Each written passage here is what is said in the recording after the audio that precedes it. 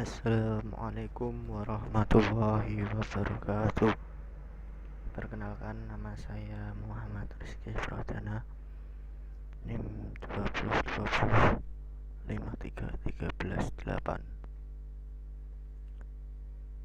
Saya akan mempresentasikan tugas dari metodologi penelitian.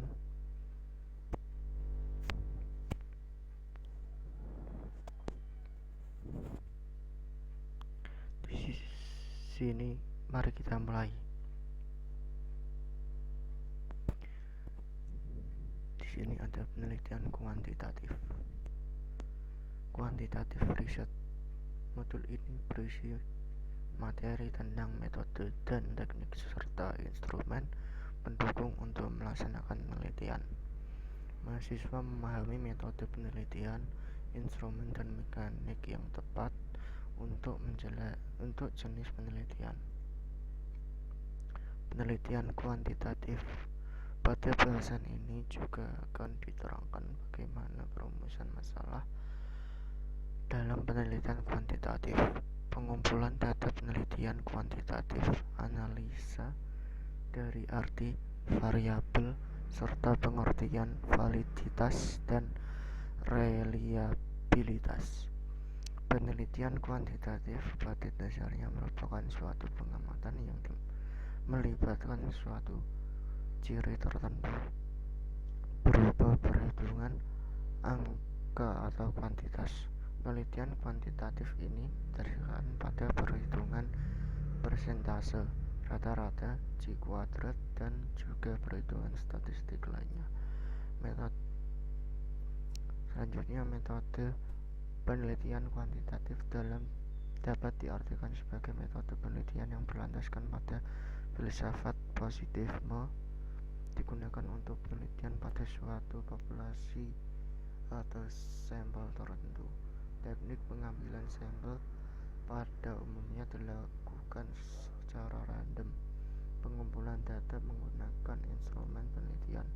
Analisis data bersifat kuantitatif atau statistik dengan tujuan untuk menguji hipotesis yang telah ditetapkan. Dalam melakukan penelitian kuantitatif, kita seringkali mengalami kesulitan tentang metode statistika mana yang akan digunakan. Hal ini umumnya disebabkan kita tidak mendapatkan materi penelitian yang lengkap dan terintegrasi. Selain itu, buku-buku yang kita temui pun umumnya tidak membahas hal tersebut secara menyeluruh. Analisa statistik digunakan untuk membantu penelitian untuk mengetahui hubungan antara variabel. Analisa statistik merupakan analisa yang bisa berjalan secara ilmiah. Next. Di sini ada komponen dan proses penelitian kuantitatif. Pada prinsipnya, ilmu statistik dapat dibagi atas dua tahapan, yaitu statistik deskriptif yang berkaitan dengan pencatatan dan peringkasan data dengan tujuan menggambarkan hal yang penting pada sekelompok data, seperti beberapa rata-ratanya, variasi data dan sebagainya. Dan juga ada statistik inferensi yang berkaitan dengan pengambilan keputusan dari data yang telah dicatat dan diringkas. Salah satu metode kuantitatif yang banyak digunakan untuk analisa data adalah dengan menggunakan statistika. Berikut adalah gambar komponen proses penelitian kuantitatif. Di sini ada pengujian instrumen, dan di sini ada pengembangan instrumen dan format dan sampel. Bawahnya ada rumusan masalah, landasan teori, perumusan hipotesis, pengumpulan data, analisa data, dan yang terakhir kesimpulan dan saran. Next. Perumusan masalah dalam penelitian kuantitatif. Rumusan masalah beda dengan masalah. Jika masalah merupakan persenjangan antara yang diharapkan dengan yang terjadi, maka rumusan masalah itu merupakan suatu pernyataan yang akan dicarikan jawaban melalui pengumpulan data. Perumusan masalah biasanya menyertakan ruang lingkup untuk membatasi masalah yang dicarikan pemecahnya. Masalah yang akan dicari pemecahnya dirumuskan dalam bentuk kalimat tanya atau reshort question yang tegas dan jelas. Perumusan masalah ini berguna untuk memberikan petunjuk agar dapat mencari jawaban permasalahan tersebut secara empiris. Next. Contoh perumusan masalah pada penelitian kuantitatif. Contoh perumusan masalah Bobby 2005. Adapun perumusan permasalahan yang terjadi pada penggunaan akhir untuk menggunakan sistem baru. Dalam hal ini, sistem core banking, tampaknya pengguna akhir tidak begitu tertarik untuk menggunakan sistem baru yang menggantikan sistem legacy. Hal tersebut mungkin ada hubungannya dengan perceived usefulness, perceived ease of use, relevant pekerjaan, normal subjektif, dan komputer self-efficacy yang dimiliki pengguna akhir. Dengan demikian, permasalahan yang hendak dijawab dalam penelitian ini secara umum, apakah terjadi hubungan antara perceived usefulness, perceived ease of use, relevan pekerjaan, norma subjektif, dan komputer self-efficacy dengan kepuasan pengguna akhir untuk menggunakan sistem core banking.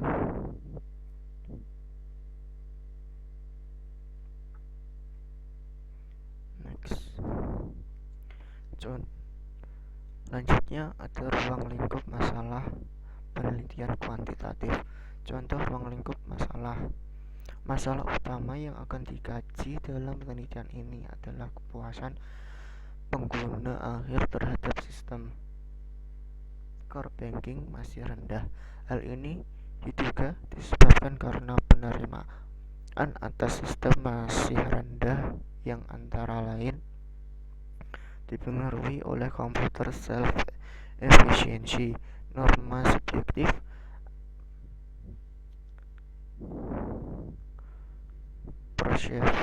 perceived usefulness, perceived use of use, dan relevan pekerjaan yang masih rendah pula.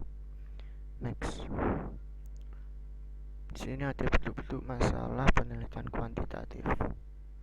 Menurut Sugiono 2007, bentuk masalah dapat dikelompokkan atas 3 kelompok, yaitu 1. Rumusan masalah detektif adalah suatu rumusan masalah yang berkenaan dengan pernyataan terhadap keberadaan variabel mandiri, baik hanya pada suatu variabel atau lebih. Contoh rumusan masalah deskriptif. A. Seberapa besar tingkat efisien yang dihasilkan dari pemanfaatan teknologi informasi di PTA. B. Bagaimana mengkualifikasi nilai manfaat dari aplikasi penunjang utama proses bisnis yang bersifat tangible maupun intangible. C. Bagaimana mengkualifikasi biaya pengembangan dari beberapa alternatif skema sistem pendukung sebagai bagian dari perencanaan BJP. D. Seberapa besar peningkatan optimalisasi pemanfaatan aplikasi CRM Indosat pasca memudahkan proses bisnis tersebut. 2. Rumusan masalah komparatif adalah rumusan masalah penelitian yang membandingkan keberhasilan satu variabel atau lebih pada dua atau lebih sampel berbeda ataupun pada waktu yang berbeda. Contoh rumusan masalah komparatif: apakah pengguna sistem kompeten atau merasa cemas dalam melakukan interaksi dengan komputer? 3. Rumusan masalah asosiatif adalah rumusan masalah penelitian yang bersifat menanyakan hubungan antara dua variabel atau lebih. Terdapat 3 hubungan, yaitu hubungan simetris, hubungan kasual, dan hubungan interaktif atau timbal balik. Contoh rumusan masalah asosiatif: apakah keharusan menggunakan sistem mengarah pada ketidakpuasan? Next. Contoh perumusan masalah dalam penelitian kuantitatif.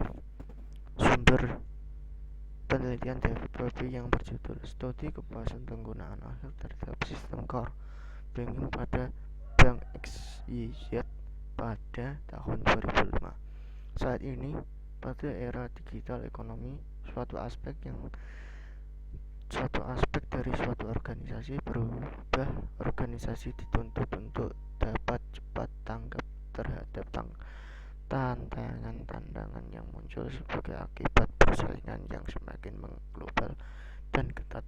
Penggunaan teknologi mutakhir adalah suatu hal yang menolak di dalam industri perbankan untuk tetap dapat bertahan dan memenangkan persaingan.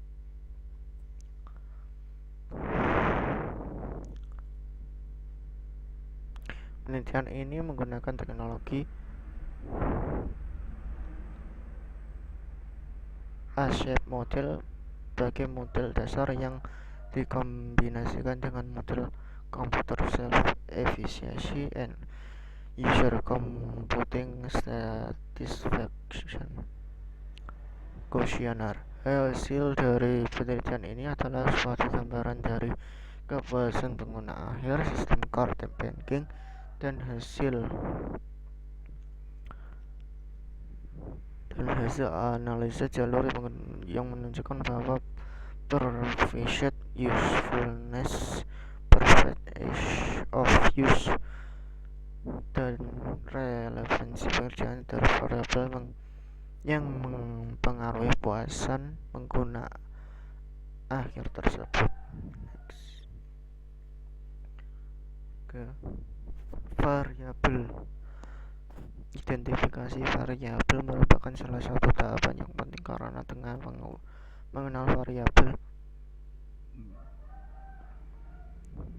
yang sedang diteliti, seseorang peneliti akan dapat memahami hubungan dan makna variabel-variabel yang sedang telitinya. Melakukan kontrol terhadap variabel tertentu dalam penelitian juga perlu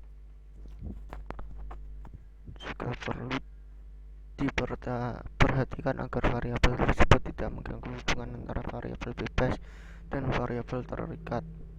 Variabel adalah suatu yang akan menjadi objek atau sering juga sebagai faktor yang berperan dalam peristiwa atau skala yang akan diteliti. Secara umum, variabel terdiri dari variabel bebas dan terikat. Ditinjau dari sifatnya, variabel dapat dibedakan menjadi variabel kualitatif dan kuantitatif. Next. Variabel dapat dibagi atas dua bagian, yaitu variabel bebas dan variabel terikat.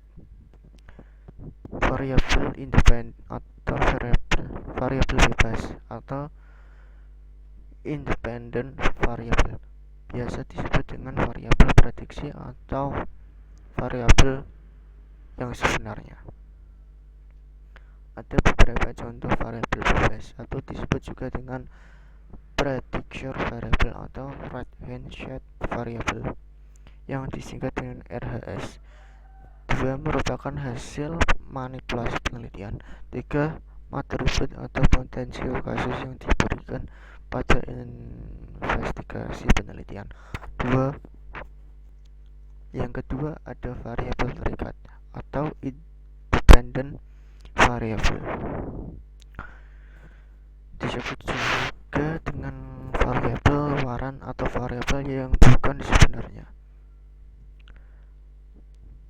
Berikut adalah contoh variabel terikat. Satu disebut dengan outcome variable atau left hand side variable atau disingkat dengan LHS. Ditinjau dari sifatnya, variabel dapat dibedakan menjadi variabel kualitatif dan kuantitatif. Yang pertama ada variabel kualitatif, adalah menunjukkan sifat kualitas dari objek yang menghasilkan data kualitatif melalui pengamatan. Yang kedua ada variabel kuantitatif, adalah variabel yang menunjukkan sifat kuantitas akan menghasilkan data kuantitatif melalui cara penjajahan atau pengukuran atau memeriksa laboratorium dan lain-lain, yang bisa berupa data diskrit atau kontinu dengan skala ukur, interval atau rasio.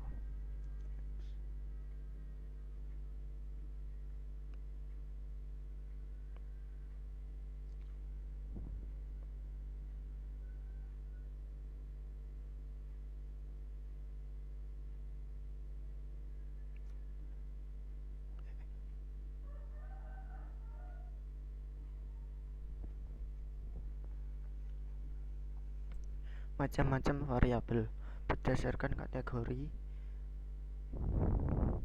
Ada yang pertama yaitu berdasarkan kategori atau yang disebutkan kategorisial. Binary atau discourse form yaitu variabel yang punya dua nilai kategori yang saling berlawanan. Contohnya murid dan bukan murid, laki-laki dan perempuan, dan sebagainya. Non nominal atau non-ordered polytomus. Dalam skala nominal dipergunakan angka-angka, namun angka-angka tersebut hanya merupakan tanda untuk mempermudah analisis. Misalnya jenis laki-laki dan perempuan, agama Islam, Katolik, Protestan, Hindu, dan lainnya, suku bangsa Jawa, Batak, Sunda, Minang, dan sebagainya. Yang kedua variabel ordinal. Variabel ordinal adalah data yang didasarkan pada hasil dari kuantifikasi data kuantitatif. Biasanya data ini diambil dari suatu penentuan skala pada suatu individu. Misalnya, skala untuk tingkat kepuasan ordered polytomous. Contoh skala yang mengukur tingkat kepuasan mulai dari skala 1 sangat puas hingga skala 5 sangat tidak puas. 1 sangat puas, 2 puas, 4 kurang puas, 5 tidak puas, 6 sangat tidak puas. Next.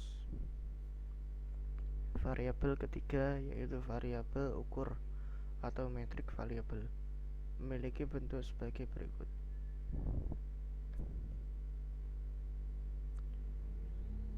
Interval merupakan angka kuantitatif namun tidak memiliki nilai nol mutlak. Misalnya mengukur temperatur dengan menggunakan skala Fahrenheit dan Celsius, di mana masing-masing memiliki skala tersendiri dan sama-sama menggunakan 0 dalam satuan skala. Perbedaannya hanya terletak pada jaraknya. Rasionya berupa angka kuantitatif dan memiliki nilai 0 mutlak. Contohnya dalam perhitungan variabel. Komponen dan proses penelitian kuantitatif. Di sini ada tabel sifat-sifat dari 4 skala dalam sebuah variabel. Scale.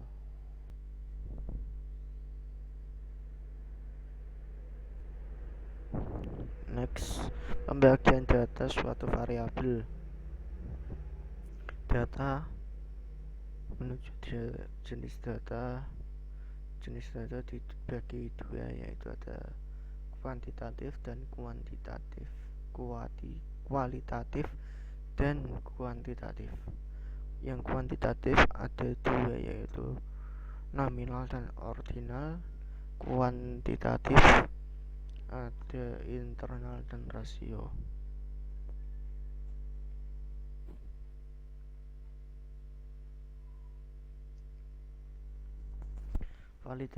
Validitas dan realitas.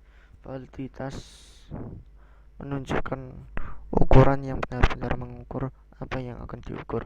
Jadi dapat dikatakan sebagai tinggi validita suatu alat tes, maka alat tes tersebut semakin mengenai sasarannya atau semakin menunjukkan apa yang seharusnya diukur. Suatu tes dapat dikatakan mempunyai validitas tinggi apabila tes tersebut jalani fungsi ukurannya atau memberikan hasil ukuran sesuai dengan makna dan tujuan diadakannya tes tersebut. Pengertian validitas atau keahlian dan realitas atau keterandalan yang berarti pengukuran suatu secara konsisten apapun yang diukur, dan jika mengukur dilakukan dalam kondisi apapun akan memberikan hasil yang sama dari data yang dikumpulkan. Jadi dapat kita simpulkan bahwa suatu alat ukur yang tidak reliable pasti tidak valid, begitu pula dengan alat ukur yang reliable belum tentu valid. Berikut adalah gambar validitas dan reliabilitas. Sekian presentasi dari saya. Bila ada kesalahan dalam membaca atau yang lainnya mohon dimaafkan. Assalamualaikum warahmatullahi wabarakatuh.